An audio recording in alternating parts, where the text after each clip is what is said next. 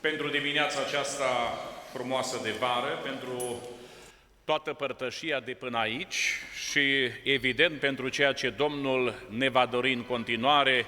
Haideți împreună cu toată adunarea să ne unim inimile noastre și să spunem: slăvit să fie Domnul! Amin. Dragii mei, urmează acum să ne apropiem de cuvântul Scripturilor și vreau să lecturăm împreună un scurt pasaj din 1 Corinteni, capitolul 9. Am rugămintea să vă ridicați, să onorăm pe Domnul, să dăm cinste cuvântului Sfânt și cu toată atenția, cu toată dragostea și bucuria să ascultăm al Domnului cuvânt. 1 Corinteni, capitolul 9, partea finală a acestui capitol, respectiv de la versetul 24 și până la versetul 27 inclusiv. Pagina Scripturii 1119. Dacă ați deschis, haideți împreună să ascultăm cuvântul Domnului. Nu știți că cei ce aleargă în locul de alergare, toți aleargă, dar numai unul capătă premiul? Alergați, dar în așa fel ca să căpătați premiul. Toți cei ce se luptă la jocurile de obște se supun la tot felul de înfrânări și ei fac lucrul acesta ca să capete o cunună care se poate veșteji. Noi să facem lucrul acesta pentru o cunună care nu se poate veșteji. Eu deci alerg, dar nu ca și cum n-aș ști încotro alerg. Mă lupt cu pumnul, dar nu ca unul care lovește în vânt, ci mă port aspru cu trupul meu și îl țin în stăpânire, ca nu cumva, după ce am propovăduit altora, eu însumi să fiu lepădat. Până aici cuvântul Domnului, să spunem cu toată adunarea: vorbește-ne, Doamne, căci robii tăi sunt gata să asculte.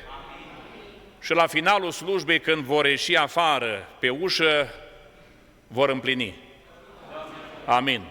Vă mulțumesc, vă invit să vă reașezați.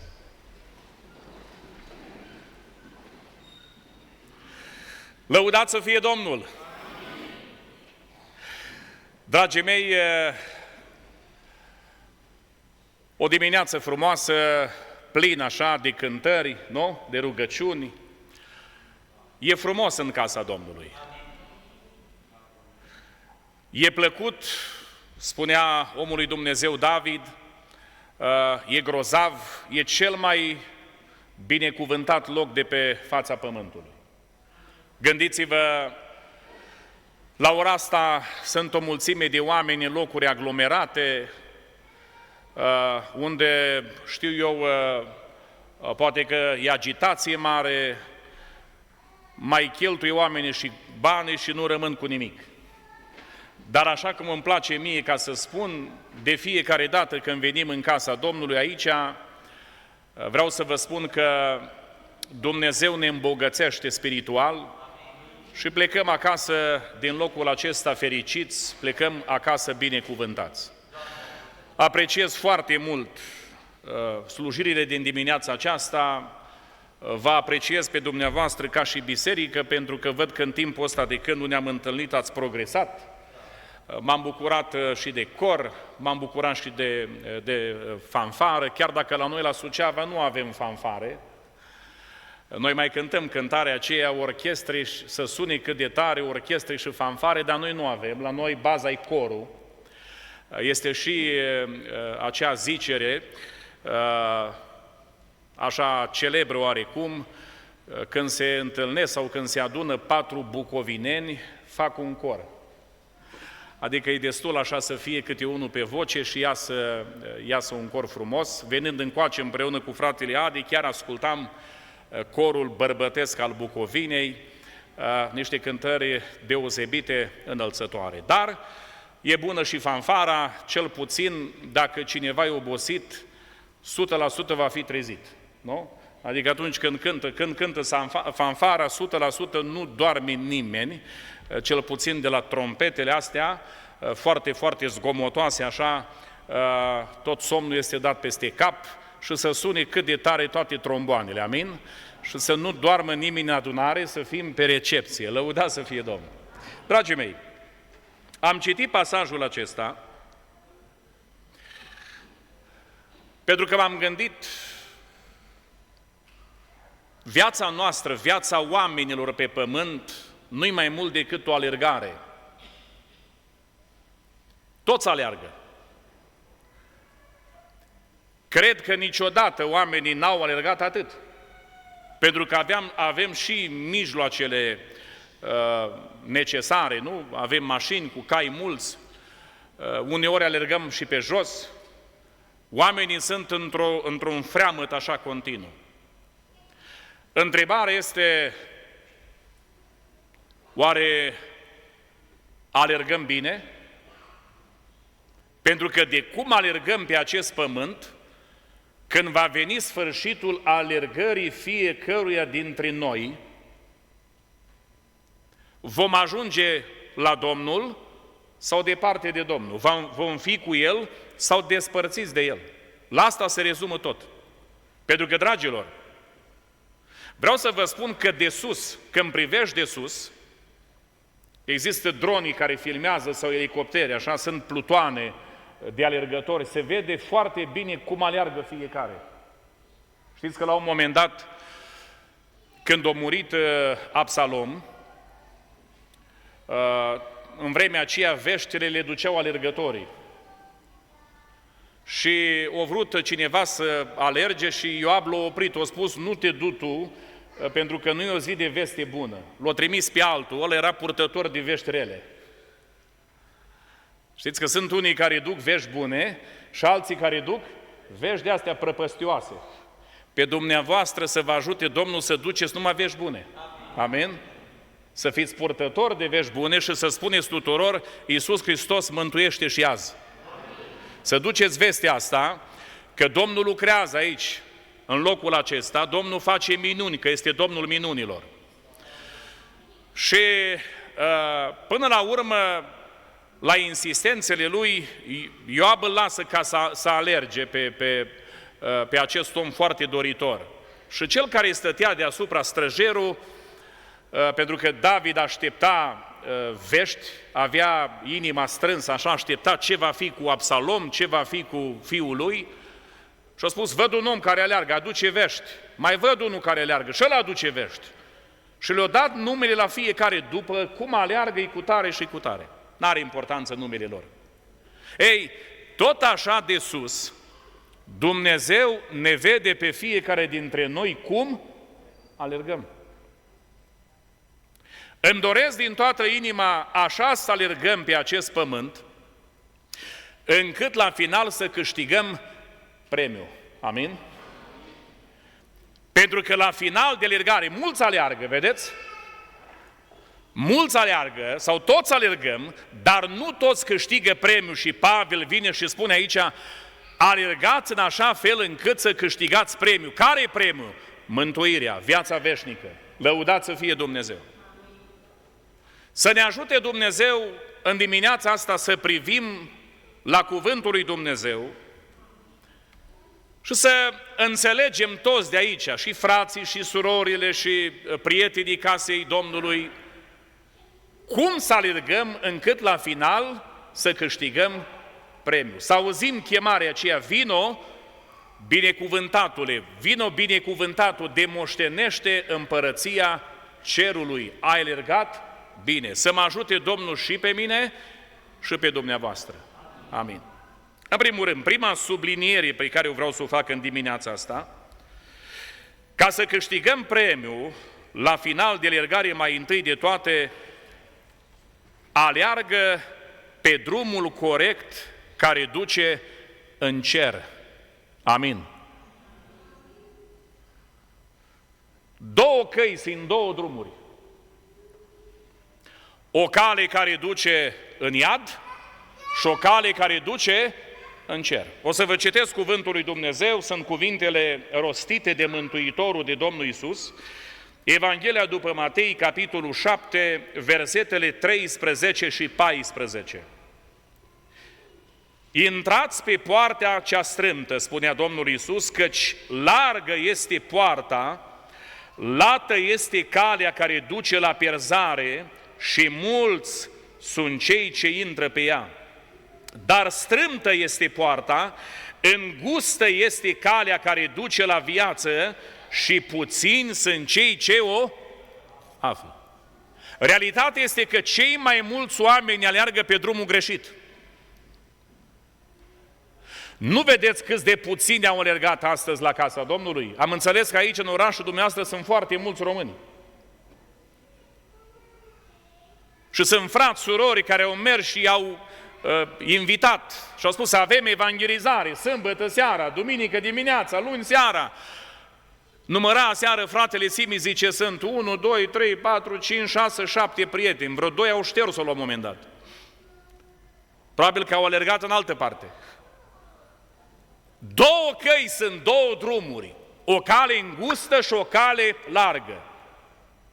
Calea aceasta, dacă vreți, a pocăinței de care vorbeam aseară și calea aceasta a plăcerilor de o clipă ale păcatului.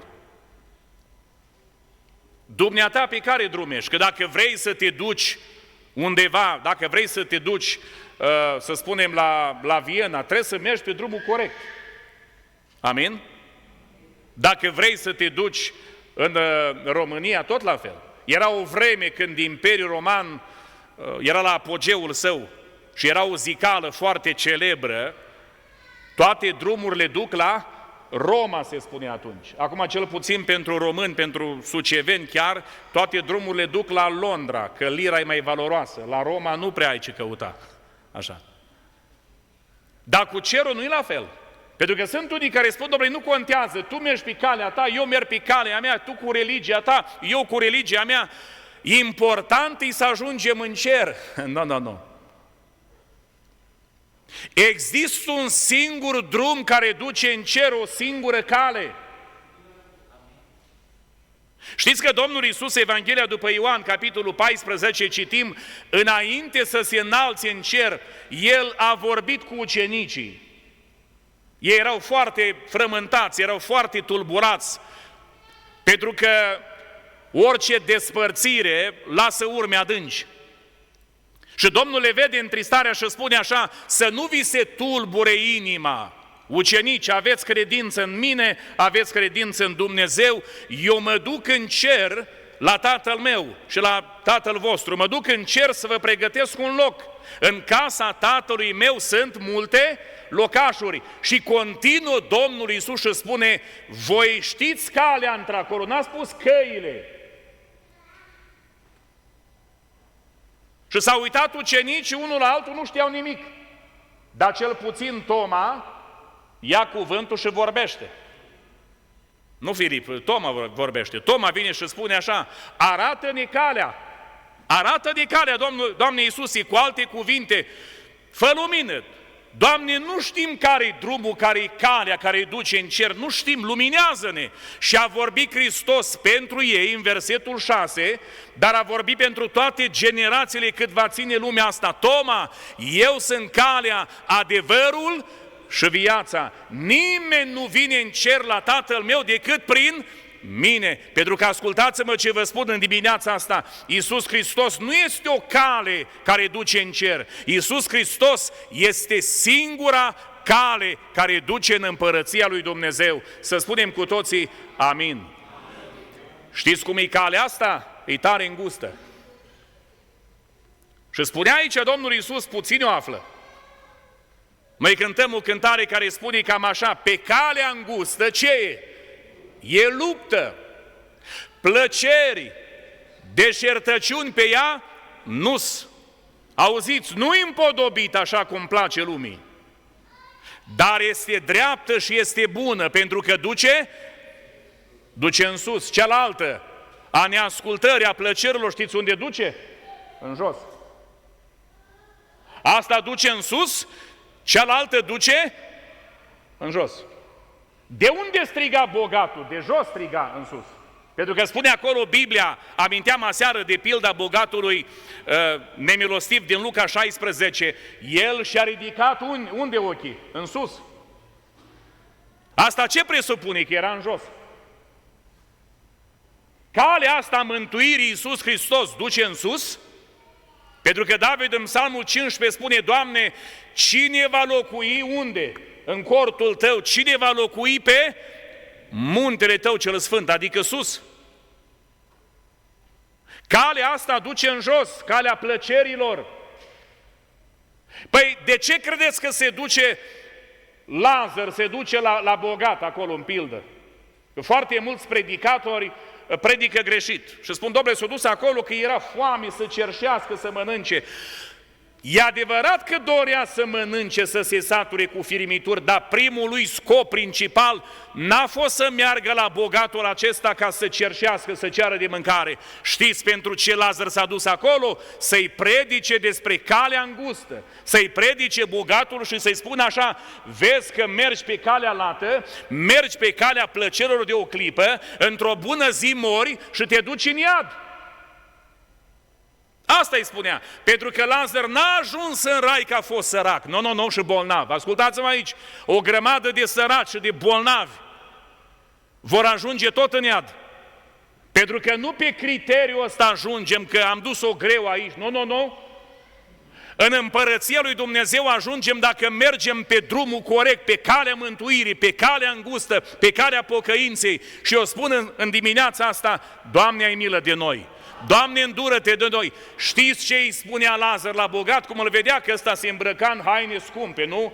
Haine de in, de porfiră, parafrazez, la vremea noastră, Hugo Boss, Michael Kors, Giorgio Armani, așa se îmbrăca toată ziua. Bă, ce bine îmi stă! Am slăbit 14 kg, zice-te. Uite ce vine ăsta pe mine, ca turnat îmi vine. Toată ziua se ducea mese, înțelegeți? Da, îmbuibare, mâncare, toarnă vinul în pahare, nu? Așa spunea, bă, ce faină e viața. Numai că ăsta stătea la ușa lui, s-a pus la ușă, la 1 metru de ușă.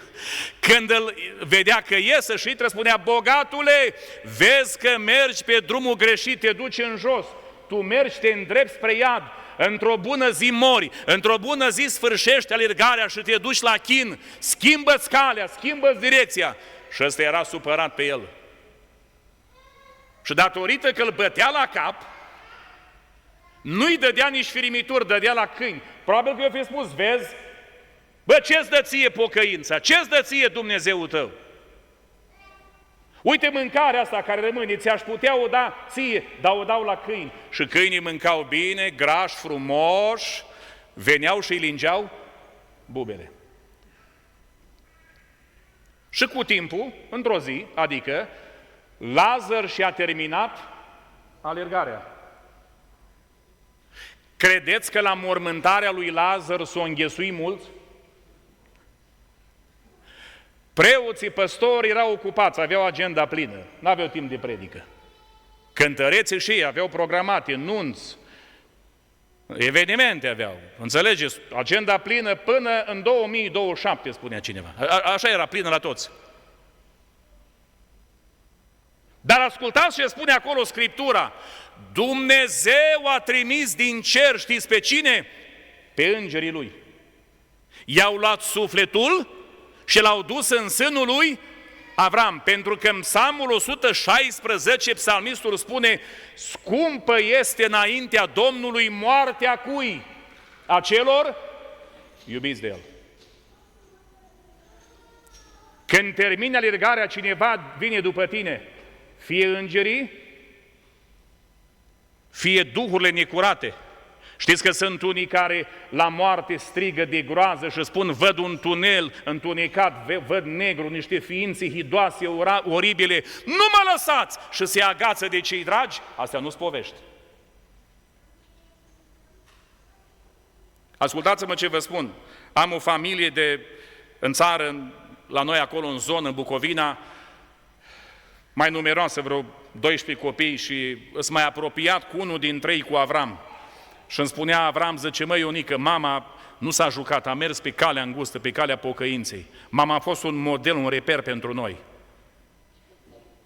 Nu era săptămână în care să nu postească de 2 zile. La 2-3 dimineața, când ne trezeam, o găseam, plângea de uda podeaua. Făceam mâncare, pentru că fiind o familie numeroasă, la cazan, la ceaun, cartofi, varză, fasole, ce era, toți săracii, toți cerșătorii care veneau prin sat la noi, poposeau la masă, mama îi aducea acolo.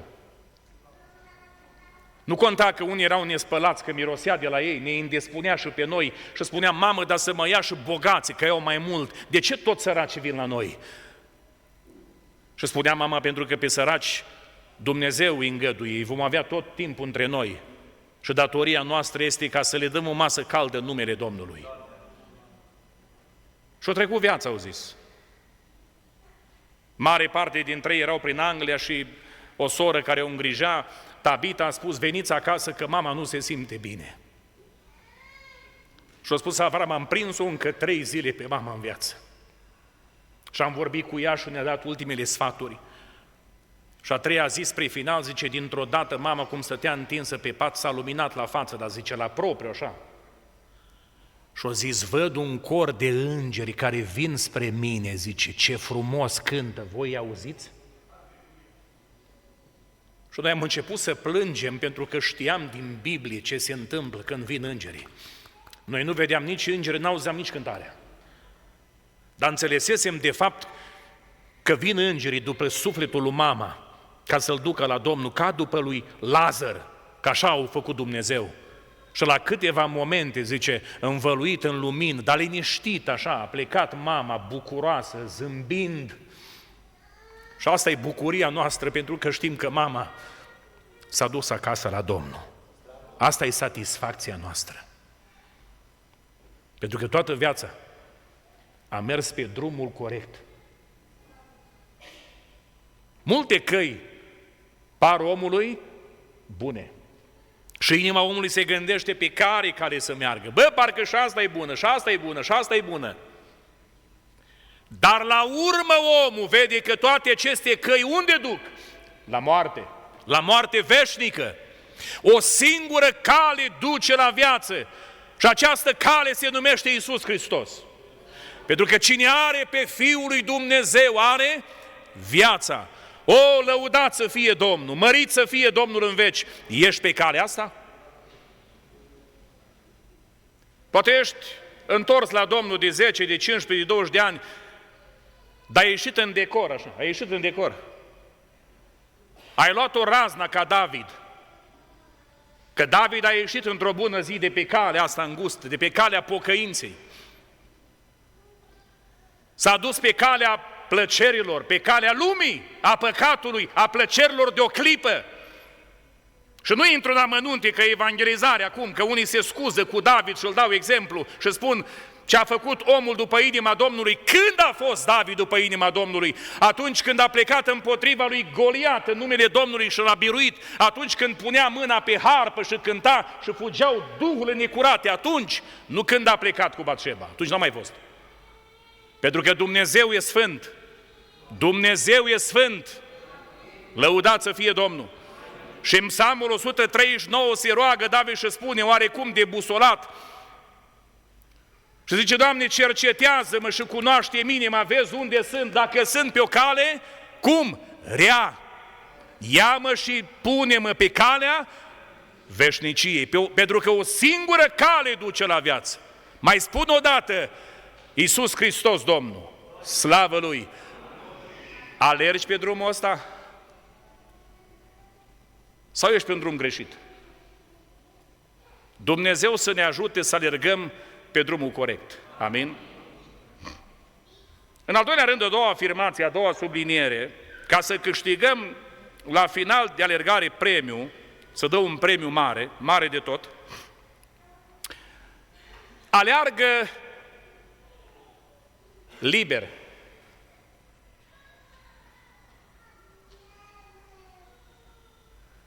Dragilor, uitați-vă la sportivii care aleargă. Ați văzut vreun sportiv care aleargă legat? Sau dumneavoastră încercați cineva să vă lege și apoi alergați? Se poate alerga legat? Niciodată. Nu poți ca să alergi așa. Ca să alergi, pentru că pe calea asta nu-i plimbare, pe calea asta a mântuirii. E o alergare și o alergare cu stăruință. De aceea spune aici Apostolul Pavel, zice, eu deci alerg, nu mă plimb, eu alerg. Dumnezeu ne-a chemat să alergăm. Pocăință, dacă vreți, este o cursă, e o alergare pe drumul ăsta al mântuirii. Dar dacă ești legat, nu mai poți să alergi. Au plecat copiii de la 4 ani în sus. Este o carte pentru ei, Gulliver în țara piticelor. A ajuns personajul ăsta acolo și piticele l-a luat prizonier, l-a legat, așa de mâini, frumos pe la spate, tot l-a legat de picioare, numai că ei, fiind piticii mici, aveau și ața mică subțire. Și când l-a legat ăsta solid, Gulliver, când s-a încordat odată, o pocnit ața și de la mâini și de la picioare. O rupt-o. Ca Samson, așa a rupt-o și el odată. De mai multe ori, de fapt. Și au zis piticii, băi, hai să-l legăm de 100 de ori, cu ața asta subțire. Când l-a legat de 100 de ori, cât de tare s-a încordat el, nu mai putut. Și a rămas prizonier. Știți că există cineva care nu-i pitic chiar, e mare ăsta, se numește diavolul, satana, și vrea să ne lege. Cu ce ne leagă? Cu păcate. Azi te leagă cu o minciună, mâine cu alta, cu alta, cu alta, cu o bârfă. Și sunt o grămadă de creștini care sunt legați și nu mai aleargă. Alții jos, au rămas în urmă, nu mai aleargă, nu mai țin pasul. Dar de ce? Sunt legați! Există un pasaj interesant în Evrei, capitolul 12, citesc de aici primul verset. Din cartea Evrei, capitolul 12, versetul 1. Ascultați ce spune aici autorul. Și noi, dar, fiindcă suntem înconjurați cu un nor așa de mare de martori, să dăm la o parte ce? Să dăm la o parte? Orice piedică și păcatul care ce face? Ne înfășoară așa de lesne și să alergăm cu stăruință în alergarea ce ne stă înainte. Cu păcate te leagă Satan. Știți că am văzut oameni legați? Oameni care nu mai pot să alerge, sunt legați, sunt imobilizați, sunt prizonieri, sunt robi ai păcatului. Și foarte mulți spun, Domnule, și eu aș vrea să alerg cu dumitale, dar sunt legat. Îs legat de alcool, dacă nu beau dimineața la 6 un pahar tremur, îs legat de țigări, spunea cineva, fumez 3 pachete, mă trezesc și noaptea la 2 și pun țigara în gură. Este cineva care poate să elibereze, să rupă orice legătură a păcatului? Este cineva? E Hristos Domnul. Glorificat să fie Domnul. Un frate care acum nu mai este în viață, în biserica la noi, în localitatea de unde eu sunt, soția lui credincioasă, fetele, băiatul la fel, avea 5 copii. Și soția se ruga și spunea, vino și tu la adunare. Și a venit omul de câteva ori. Dar cum ieșea de acolo, aprindea țigara. Și spunea, nu pot, îs legat. Dacă nu fumez, mor, pot să stau fără mâncare o săptămână, dar nu pot fără țigară 5 minute. Uneori le sudau una după alta. Și într-o seară era o seară prelungită, așa, de rugăciune, cum ați programat dumneavoastră. Mare putere are rugăciunea fierbinte a celui neprihănit. Și a spus soția, zice, vezi că acolo sunt și vase de lucru, la noi Dumnezeu vorbește. Zice, vino și la rugăciune. Și o să eu vin, dar degeaba vin că-s legat. Eu vin așa de dragul vostru. Dar dacă e ceva, dacă e Dumnezeu la voi acolo și lucrează, să-mi spună ce în mintea mea, să-mi dea mintea așa pe față, să zică lucrurile astea, că l-am pus la probă pe Dumnezeu, e aici sau nu e aici, și să mai spună ceva. Că am pachetul de țigări în buzunarul stâng, că eu mă duc cu ele acolo la voi la rugăciune. Nu le dau jos. Când ieșea afară, aprindea țigara. Și a început rugăciunea și printr-un proroc, un om al lui Dumnezeu, a fost descoperire și a spus așa: ce spui tu, bărbatule? E Dumnezeu aici sau nu e aici? Eu am îngăduit ca să fii în locul acesta pentru că eu mi-am făcut prezența, te aștept de o viață. Și te-ai întrebat în mintea ta și ai spus: dacă e Dumnezeu aici să-mi spună că am pachetul de țigări în buzunarul stâng. Păi când a auzit omul ăla, a căzut cu fața la pământ. A plâns de să scutura hainele pe el și striga: aici e Dumnezeu adevărat. Aici e Dumnezeu care mi-a vorbit. Nu numai că i-a vorbit, dar Dumnezeu l-a eliberat. Din momentul acela a ieșit afară, a aruncat țigările, nicio poftă de țigară. Când intra într-un loc unde se fuma, îi se făcea rău efectiv. Cine face asta? Iisus Hristos. Sunt atâtea tratamente, sunt atâția medici, oameni care merg la cură de dezintoxicare și nu pot, de droguri, de țigări, de alcool, și revin din nou.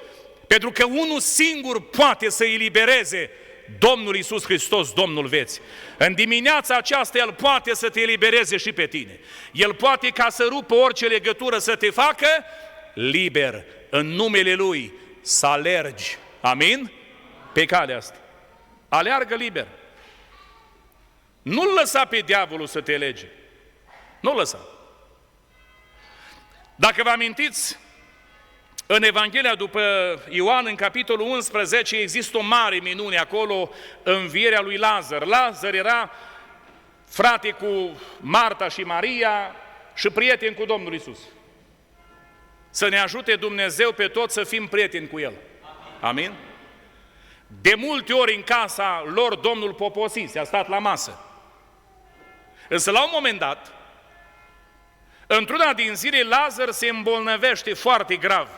Și surorile lui trimit răspuns vorbă la Domnul Iisus și spun: învățătorule, vino că prietenul tău, fratele nostru Lazar, e grav bolnav, vino ca să faci ceva pentru el. Însă Domnul intenționat întârzie și Lazar moare.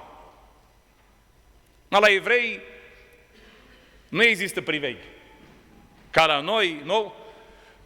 3 seri de priveghi, mormântare, să vină copiii din afară, să-l mai vedem, să cutare. Nu, acolo ai murit până seara în mormânt. Nu numai atâta, dar înțeleg că e și mormântare ieftină, nu trebuie nici pantofi noi, nu trebuie nici costum, îl pun într-un cearșaf frumos, îl înfășoară, îl leagă tot bine acolo și îl întind pe piatră. Atâta tot. Zice Domnul Iisus la ucenici, la ceilalți ucenici: Lazar, prietenul nostru, doarme. Mă duc să-l trezesc. Pentru că ascultați-mă ce vă spun aici. Prietenii Domnului Iisus,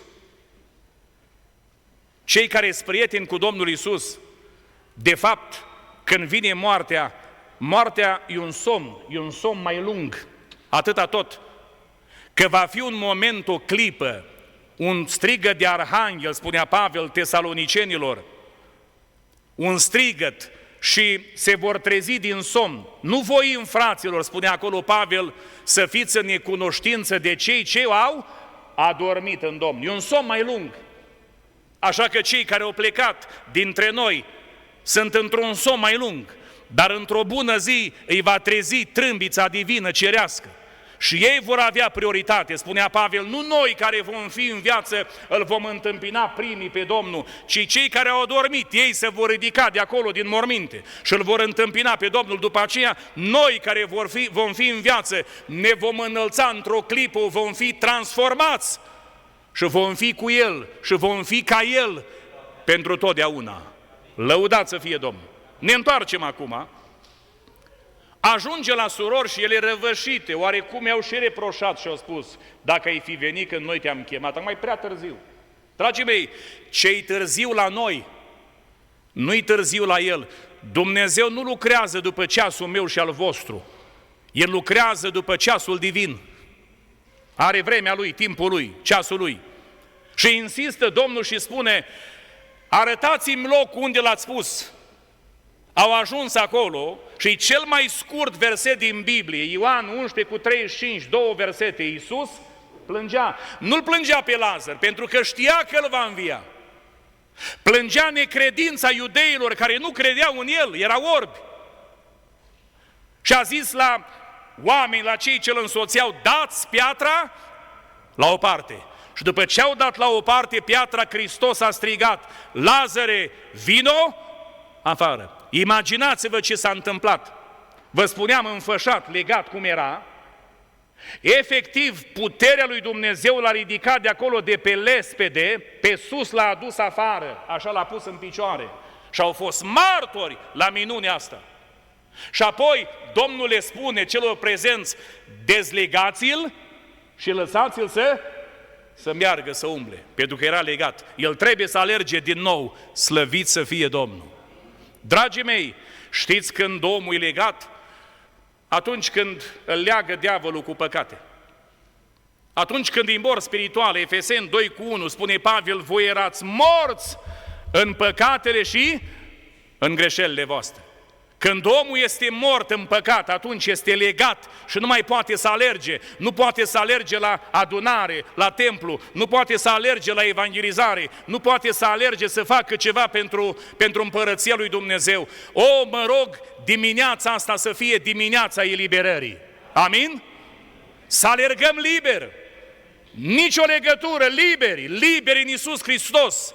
Pavel spunea galantenilor, nu vă plecați iarăși sub jugul robiei. Niciun lucru să nu pună stăpânire pe noi, să fim liberi prin har în Iisus Hristos și să alergăm pe calea mântuirii, să alergăm pentru numele Domnului, să vestim numele Domnului și să spunem tuturor, Iisus Hristos trăiește, este Domnul minunilor, este Domnul care mântuiește, care înviază și astăzi. Amin? Slăvit să fie Domnul în veci. Așa că, dragilor, nu lăsați pe diavolul să vă lege. Fiți liberi.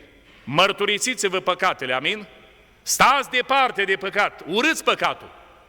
Să ne ajute Dumnezeu să dăm la o parte orice piedică și păcatul care ne înfășoară, să nu lăsăm, să rămânem liberi. Lăudați să fie Domnul.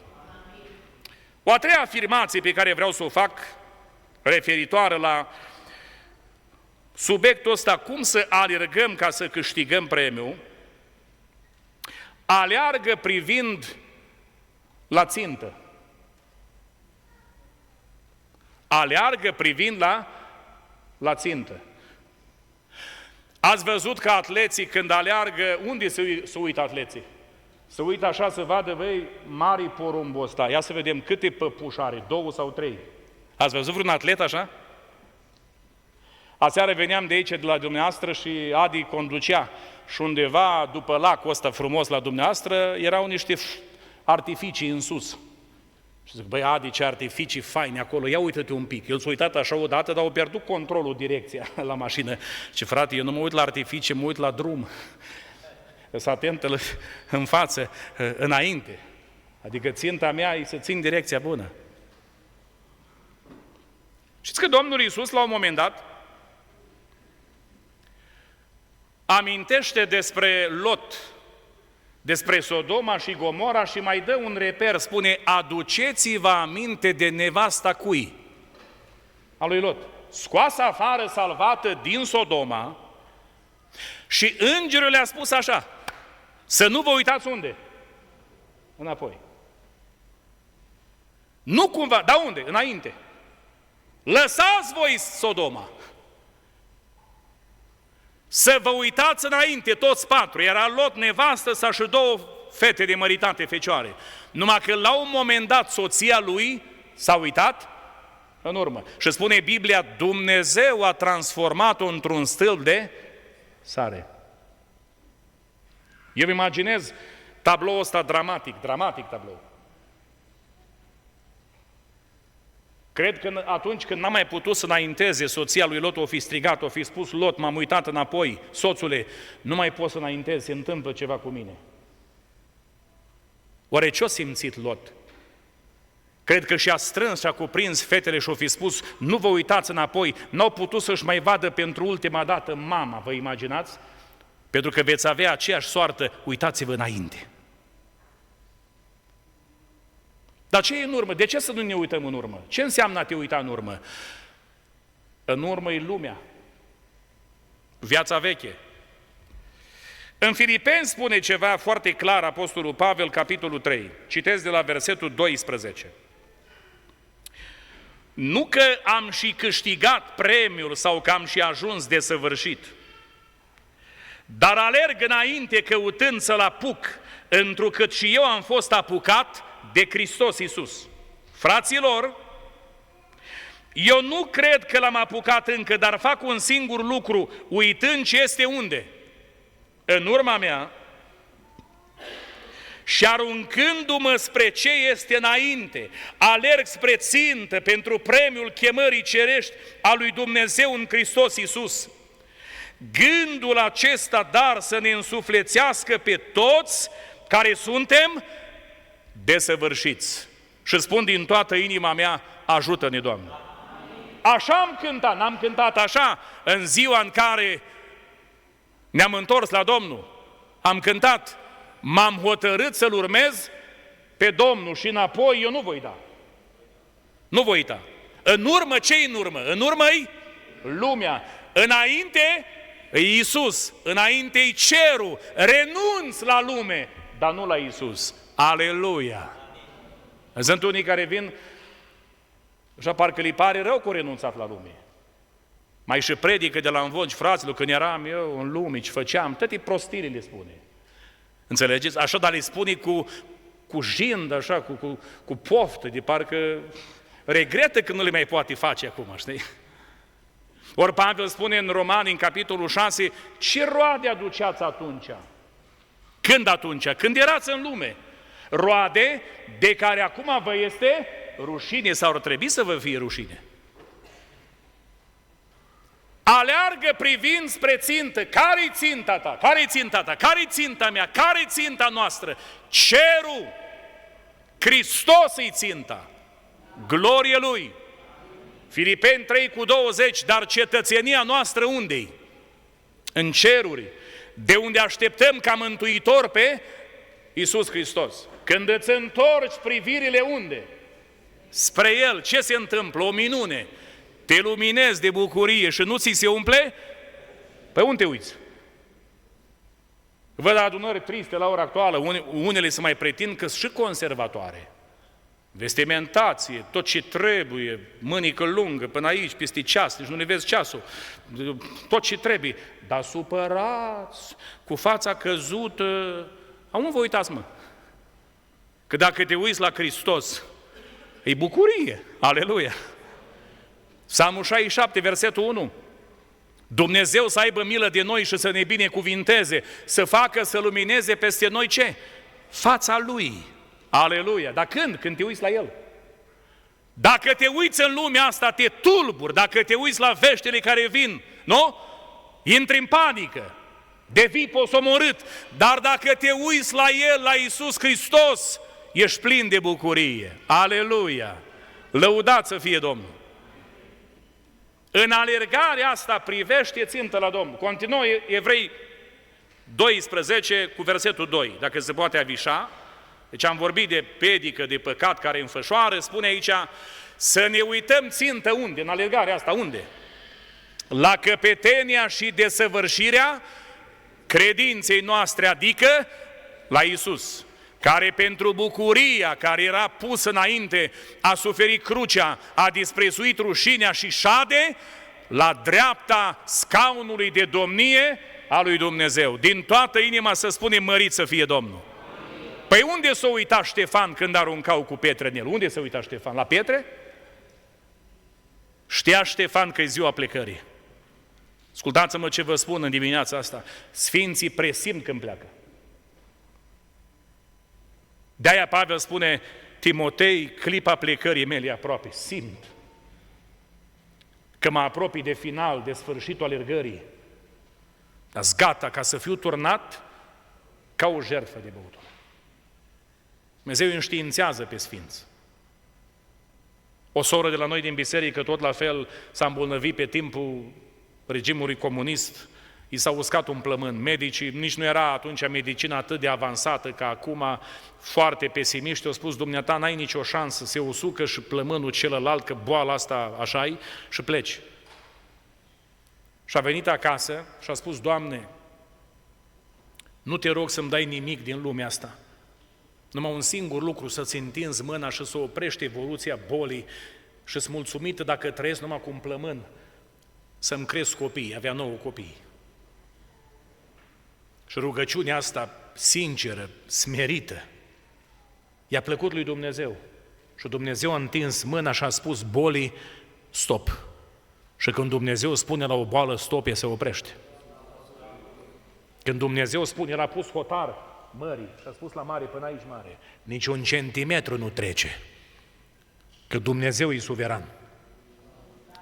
Mă duceam în copilărie în vizită pe la ei și n-am să uit cum plămân, așa cum spăla, avea o mașină de spălat Alba Lux, fără capac, ruginită, sărea mașina aia în sus toată ziua.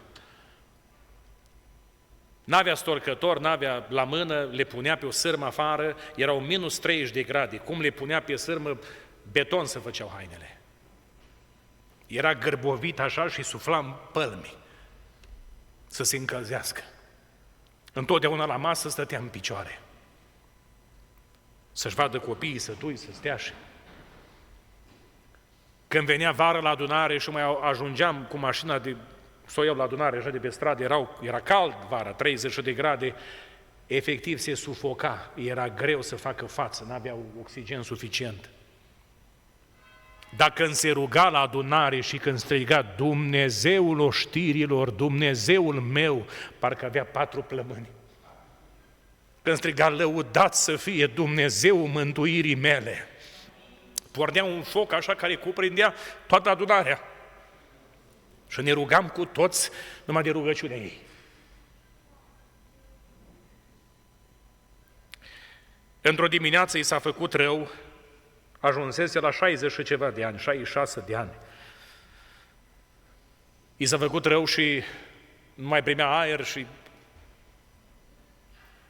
unii din copii au spus să sune la ambulanță, să o ducă la spital și au spus, nu vă mai osteniți, stați liniștiți, pentru că azi noapte mi-a vorbit Dumnezeu, am avut un vis și Domnul mi-a spus că mâine, adică astăzi, pe la prânz, mă duce acasă. Ăștia boceau toți. Și-o continuat și-o spus dumneaei, îs pregătită să mă întâlnesc cu Dumnezeul meu pe care l-am slujit? Așa mor sfinții. Nu fricoși. Eu știu ce-o fi, unde mă duce, nu. Acolo-i bai. Adună familia, copiii, au venit nepoții și până la prânz au cântat și s-au rugat și iar au cântat și cântau ăștia plângând, cum n-au cântat toată viața lor. Și cum a spus Domnul în jur de amiază, în liniște și cu pace, Dumnezeu a dus-o și a sfârșit alergarea. Dar toată viața a privit țintă la Iisus. Unde te uiți în vremea asta? N-ai vrea în dimineața asta să-ți întorci privirile spre El? Să te uiți la Domnul așa prin credință. Amin? Domnul e prezent aici în adunare. Să spui, Doamne, vreau să mă uit la Tine. Vreau să-ți văd frumusețea. Amin? Vreau să simți prezența, vreau să simt atingerea. Doamne, Tu ești aici, m-am uitat destul unde nu trebuie. M-am uitat la lumea asta și la lucrurile ei care mi-au adus numai fiori reci și tot felul de temeri și de frici și de anxietate. Doamne, vreau să mă uit la Tine, că am nevoie de pace, am nevoie de bucurie. Parcă nimic nu mă bucură în lumea asta. Parcă trăiesc așa o nemulțumire continuă. Dar când te uiți la El, când privești la El, vine bucuria asta peste tine. Aleluia! Un patron mare mergea spre casă, era vara, ca acum, exact ca acum așa, cald afară, geamul la Merțan, dat jos geamul, pe strada lui bucurie. Se auzeau cântări. Că e bine să mai cântăm și pe afară, nu numai între 4 pereți. Nu știu cum e aici la voi, dacă vă dă voie nemții, dar în România se cântă. Bă, cântau ăștia, era o familie așa, și ăsta, o știu, e casa la pocăiți. Dar ce cântă ăștia, mă, că bogați nu-s. O opri merțanul și mă duc la ei. Când au intrat acolo, în curte, era masa, nu erau nici banane, nici Coca-Cola, nici Red Bull, dar bine că nu erau, că astea sunt otrăvuri. Așa? Era Biblia, era harfe deschise și ăia copiii toți, unul cu chitară, unul cu acordeon, vreo 3 bași lipsă, nu conta, suna bine acordeonul, înțelegi? Cântau bucurie toți, aleluia! Ăsta plângea, în timp ce ei cântau, ăsta plângea, curgeau la... nu le putea controla. Au mai cântat o cântare, mai cântat o cântare, evangelizare facem, zice, dacă e vecinul la noi. După ce s-a gătat setul ăsta de cântări, o întreba și a spus, mă, vecine, mă, eu am o casă cu 3 etaje, am firmă, am 500 de angajați, am cutare, bă, n-am bucurie asta, mă. De asta vin târziu acasă, că la mine e trist. La voi, mă, de unde-i bucuria asta? Ce-i cu atâta bucurie, mă? Cine vă dă? Și-a spus vecinul, tatăl la copii, pocăitul, zice, mă, știi de ce-i bucurie? Pentru că noi privim la Hristos și bucuria noastră de la El vine. Prin lipsuri, prin necazuri, prin probleme. Dumnezeu ne dă bucurie, ne împletește viața asta și străbate în valea asta a plângerii, mergând din putere în putere, pentru că Cel ce ne întărește e Duhul Sfânt. Aleluia! Aleluia! Slăvit să fie Domnul! Privește la Domnul! Că dacă te uiți în lume, asta e prăpăd. Nu te mai uita înapoi din lume, nu te mai gata, renunță total. Toate cele vechi s-au dus. Privește la Domnul, privește prin credință la ce te așteaptă. Mă duc în cer să vă pregătesc un loc, spunea el. Să spun o pildă acum. Un împărat mai tânăr s-a răsculat împotriva unui împărat mai în vârstă, pentru că era dornic așa de expansiune, de noi teritorii, să cucerească, să-și arate aroganțele lui. Și l-a luat oarecum prin surprindere, numai că împăratul ăsta mai în vârstă avea experiența de partea lui, l-a blocat, i-a biruit armata, l-a învins și l-a prins și pe el prizonier. Acum legat, l-a adus în sala tronului acolo, erau oameni și pe partea dreaptă și pe partea stângă, au venit cu capul plecat în fața acestui împărat și i-a spus: pedeapsa ta e moartea. Ești vrednic de moarte pentru ce ai făcut. În timp de pace, de liniște, să ataci prin surprindere, de asta ești pasibil. Numai că eu am fost prieten cu taică-tu și m-am gândit să-ți mai dau o șansă, uite. Vreau să te cruți. O să umplu un pahar așa mare, plin cu apă, dar plin ochi. O să ți-l dau în mâini, la dreapta și la stânga o să fie 2 oameni de-ai mei care se vor uita la tine și tu vei merge până în capătul sălii și o să te întorci înapoi. Dacă o să reușești să te duci, să te întorci fără să vergi apa din pahar, o să rămână apa intactă, paharul intact, uite, îți dau cuvântul meu, de dragul nu al tău, al tatălui tău, cu care am fost bun prieten amic, îți cruți viața, dar depinde de tine. O luat ăsta paharul, mâinile îi tremurau. Era gata să se verse apă. Știa însă că de asta depinde viața lui. O făcut primul pas, reținut, cu frică. Din nou s-o clătinat apa în pahar. Cei din dreapta și din stânga strigau și spuneau: nu vei reuși, ești vrednic de moarte pentru ce ai făcut, ai venit asupra noastră, copiilor noștri. Nu vei reuși ca să faci lucrul ăsta, astăzi vei muri. Însă a făcut omul al 2-lea pas, al 3-lea, a ajuns până în capăt, s-a întors înapoi. I-a dat paharul la împărat exact cum l-a primit, fără să verse nicio picătură. Oamenii lui au confirmat și au spus: împărate, nimic nu s-a vărsat. Și l-a întrebat: cum ai reușit? Pentru că n-a fost o misiune simplă, eu nu m-am gândit că vei reuși. Ți-am dat-o așa, șansa asta, dar n-am crezut că vei reuși. Cum ai putut ca să faci lucrul ăsta? Și a spus: împărate, m-am uitat țintă la pahar. Nici la ce spuneau cei din dreapta, care strigau moarte, nici la cei din stânga. Atenția mea a fost la pahar, pentru că de el depindea viața. Și în felul ăsta, făcând câțiva pași, am crezut că reușesc. Dacă am făcut câțiva pași, am reușit, voi reuși până la capăt și înapoi. Și făcând lucrul ăsta, am reușit, iată-mă aici. Dragilor, viața noastră depinde de Domnul Iisus. Lăudat să fie numele Lui. De acolo ne vine de la El. Uneori mai obosim, ne mai clătinăm. Tot în Evrei, aici, în capitolul 12, grozav, e un capitol profund, deosebit.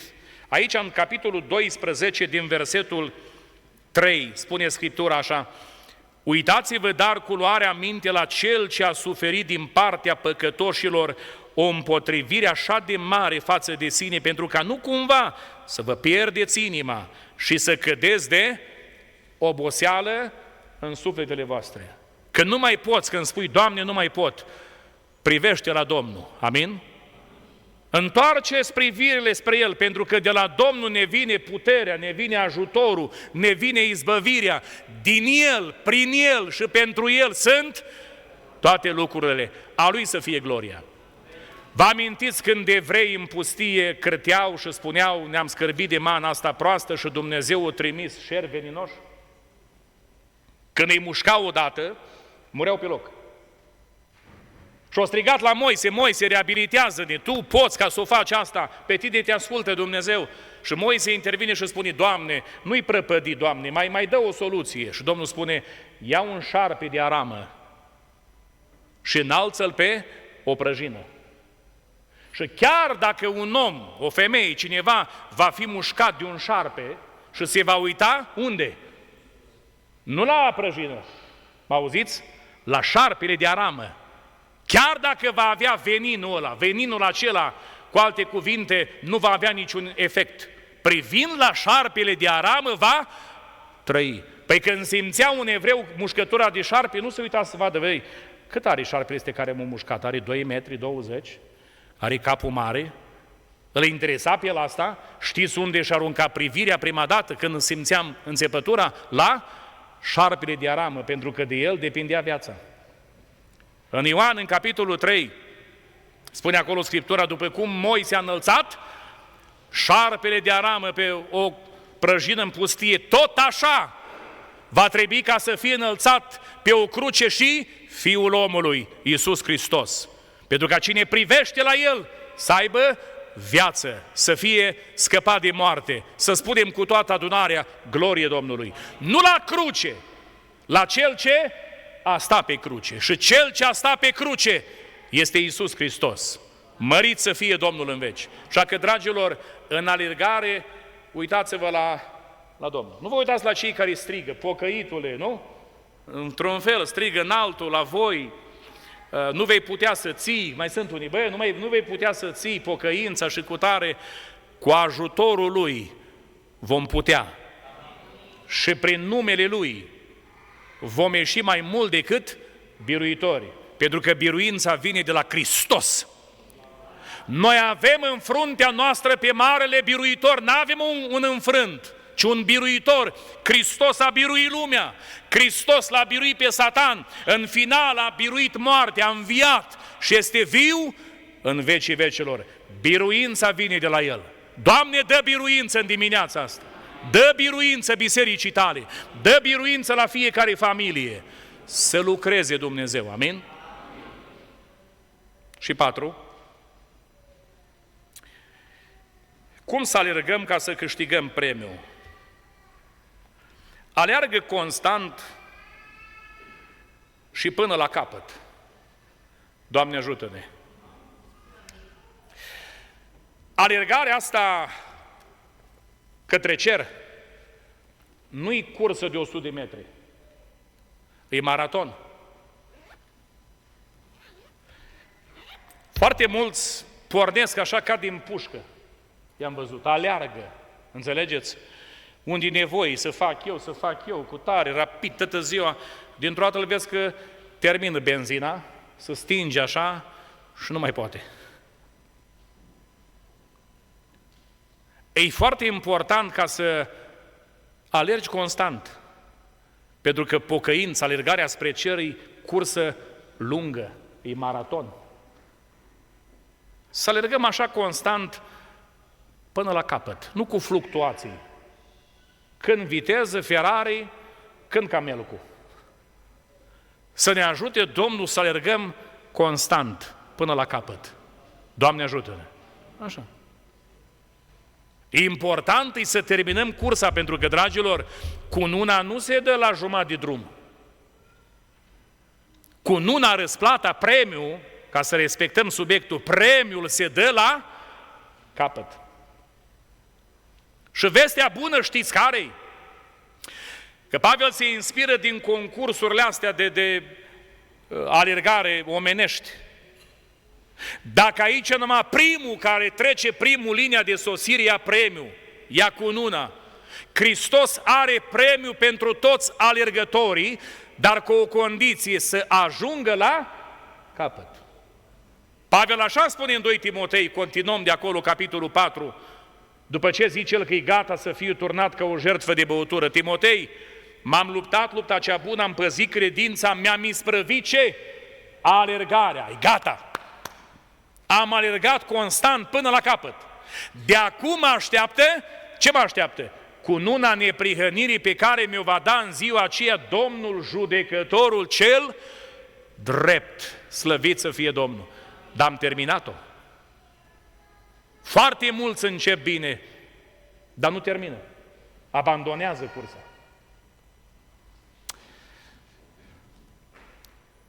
Era un concurs de alergare, maraton, 42 de kilometri.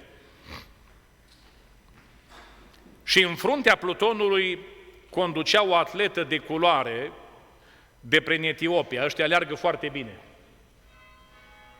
Au și pelea groasă, îs rezistență, aleargă mult pe jos, nu țin cont de spini, de furnici, de calcă pe ceva, ăștia se duc. Conducea detașată, în urma ei plutonul la metri buni, poate 10 de metri, era prima. Mai avea câțiva metri să treacă linia de sosire. A călcat strâmbă în alergare și și-a fracturat piciorul. A căzut jos, acolo, între timp, a trecut plutonul, tot s-a dus, ea se zvârcolea acolo și au venit medicii frumos cu ambulanța ca să o ia și să o ducă la spital de urgență. Și ea cu engleza care o știut-o, cât o știut, o zis, nu, vă rog frumos, lăsați-mă ca să-mi termin alergarea, să trec linia de sosire. Pentru că altfel n-aduc onoare țării mele, care m-au trimis. Mă pot întoarce acasă, așa, fără să termin cursa. Păi cum o să faci, că îți pui viața în pericol? Nu vezi că ai piciorul rupt? O să vă arăt eu cum. Și a început să se tărească pe coate, așa, ca soldați în armată. Și s-au târât metri buni, până când, datorită pistei aceea, sigur că și-au afectat coatele aici, și-au rănit și o lăsat-o, îi curgea sânge. Mai avea 10, 12, 14 metri, nu mai putea să se tărască. Și atunci a început să se dea de-a roată așa, să răstogolea. Când a trecut linia de sosire, o armată de fotoreporteri au imortalizat momentul și au vuit presa mondială și au scris așa, nu s-a dat bătută, a trecut linia de sosire. Cât admirație au avut pentru ea, zice, băi, ce curajoasă, ce luptătoare atletă. Putea să se ducă la spital, era viața ei în joc. Dar au spus, eu trebuie să gat cursa, merită un premiu, merită și ea un premiu, pentru că a trecut linia de sosire. Și spunea Pavel, ei se supun la tot felul de lucruri, de înfrânări, de privațiuni, pentru o cunună care se poate veșteji și se vestejește. Nu merită să facem totul noi pentru o cunună care nu se veștejește? Lăudați să fie Domnul! Lăudați să fie Domnul! Viața este o alergare. Dumnezeu de sus ne privește pe toți cum alergăm. Cum alergăm la săraci, cum alergăm la casa Domnului, cum alergăm în lucrarea Domnului. Ne privește Dumnezeu pe ce drum, că-s două drumuri, unul bun și altul rău. E drumul îngust sau calea îngustă și e calea lată. Am văzut în dimineața asta cum trebuie ca să alergăm, ca să câștigăm premiul. Vreți să fiți premianți? alergați pe drumul corect, pe calea mântuirii, drumul care se numește Hristos Domnul. Aleluia! Aleargă liber. Poate nu poți în dimineața să spui, aș vrea să alerg și eu, dar nu pot, sunt legat, mă leagă asta. Între noi este unul care poate totul. Poate să rupă orice legătură, să te facă liber. Slăvit să fie Domnul! Aleargă privind țintă la cer, la Iisus, la căpetenia credinței și desăvârșirii noastre. Nu te uita înapoi, nu te uita în stânga, nu te uita în dreapta. În alergare privește țintă la cer. Doamne ajută-ne! La Iisus, când îți întorci privirile, te luminezi de bucurie. Și apoi aleargă până la capăt. Termină cursa. Nu mai este mult. În curând vine Domnul Iisus. Ne vom termina alergarea. Pentru ce ne pregătește Hristos de 2000 de ani, merită să mai alergăm. Amin? Slăvit să fie Domnul! Vreți să facem o rugăciune acum? Haideți, vă rog frumos, ridicați-vă în picioare și împreună rugăciunea asta să ne cercetăm. Și să ne întrebăm, alerg bine? Alerg pe un drumul bun sau pe drumul greșit? Multe căi par omului că sunt bune, dar la urmă toate duc la moarte. Un singur drum e bun, o singură cale, calea Iisus Hristos, preamărit să fie Domnul. Am vrea să spunem ca David în dimineața asta, Doamne, Tu vezi unde alerg, cum alerg, pe ce drum sunt. Dacă sunt pe o cale greșită, ia-mă cu mâna Ta și pune-mă pe calea veșniciei. Intrăm în rugăciune și Duhul Sfânt să cerceteze toată adunarea. Amin? Ne rugăm Domnului. Amin. Vă rog să reocupați locul.